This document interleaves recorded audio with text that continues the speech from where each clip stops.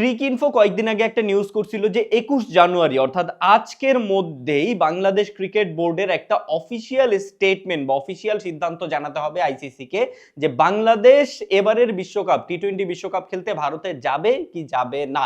কারণ আইসিসি নাকি এটা সিদ্ধান্ত করে দিছে যে বাংলাদেশের ম্যাচগুলো ভারত থেকে সরিয়ে শ্রীলঙ্কায়ও দেয়া হবে না, বাংলাদেশের গ্রুপও সুইচ করা হবে না।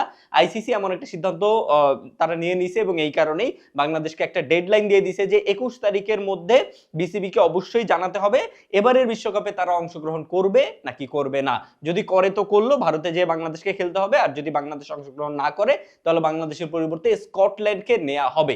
এই এই তথ্যগুলো বা এই ইনফরমেশন বা এই নিউজটা আসলে স্প্রেড করছিল ক্রিক ইনফো, যেটা একটা ইন্ডিয়ান গণমাধ্যম, এবং আমরা অলরেডি জানি ক্রিক ইনফো, ক্রিকবাজ সহ ইন্ডিয়ান আরো যেসব গণমাধ্যম আছে তারা একের পর এক মিথ্যাচার করে যাচ্ছে, একের পর এক ফেক নিউজ স্প্রেড করতেছে বাংলাদেশ এবং টি-20 বিশ্বকাপের এই ইস্যুটা নিয়ে। এবং ক্রিক ইনফো এই নিউজটা পাবলিশ করার পরে বিসিবি থেকে অফিসিয়ালি জানানো হয়েছে যে আইসিসি এমন কোনো ডেডলাইন বিসিবি কে দেয় নাই বা আইসিসি এমন কোনো সিদ্ধান্তও নেয় নাই যে 21 তারিখের মধ্যেই তোমাদেরকে জানাইতে হবে তোমরা ভারতে যে খেলবা কি খেলবা না, বা আইসিসি এমন কোনো সিদ্ধান্তও নেয় নাই যে বাংলাদেশের ম্যাচ ভারত থেকে সরিয়ে শ্রীলঙ্কায় দেয়া হবেই না, বাংলাদেশের গ্রুপ সুইচ করার কোনো সম্ভাবনাই নাই, এরকম কোনো কিছু আইসিসিও সিদ্ধান্ত নেয় নাই বা বিসিবিকেও এমন কোনো ডেডলাইন দেয় নাই। বাট স্টিল 21 জানুয়ারি অর্থাৎ আজকে আইসিসির একটা মিটিং হবার কথা, এবং সেই মিটিংয়ে সম্ভবত বাংলাদেশের এই সার্বিক পরিস্থিতি নিয়ে আলোচনা হয়তো হতে পারে, যেটা আইসিসির অফিসিয়াল একটা মিটিং বা আইসিসির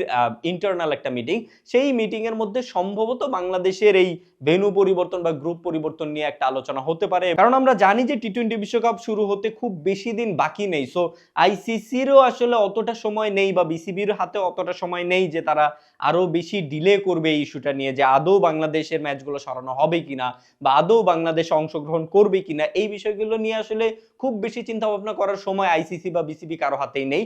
সো আজকের মিটিংটার পরে, আইসিসির যেই মিটিংটা আজকে হবার কথা, সেই মিটিংটার পরে হয়তোবা আজকে অথবা আগামীকাল বা খুব শীঘ্রই হয়তো আমরা আইসিসির থেকে একটা অফিসিয়াল স্টেটমেন্ট পেতেও পারি। বাট সেই স্টেটমেন্টটা আদৌ আসলে কার ফেভারে যাবে, বাংলাদেশের নাকি ভারতের, সেইটা এখন পর্যন্ত বলা যাচ্ছে না। বাট কিছু একটা আমরা হয়তো খুব শীঘ্রই পেতে পারি।